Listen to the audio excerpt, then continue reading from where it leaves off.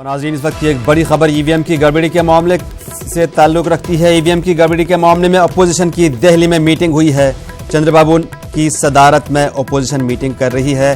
Congress, SP और BSP समेत दीगर जमातों के लीडरान मीटिंग में शामिल। ईवीएम की गड़बड़ी का मामला, अपोजिशन की दिल्ली में मीटिंग। चंद्रबाबू की सदारत में अपोजिशन मीटिंग कर रही है। कांग्रेस, एसपी और बीएसपी समेत दीगर जमातों के लीडरान मीटिंग में शामिल हैं।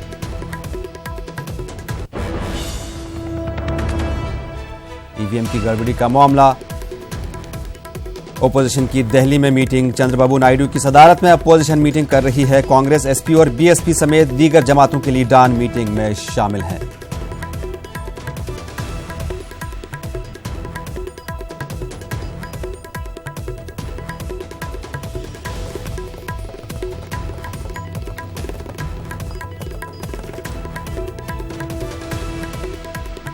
ईवीएम की गड़बड़ी के मामले में ऑपोजिशन मीटिंग कर रही है।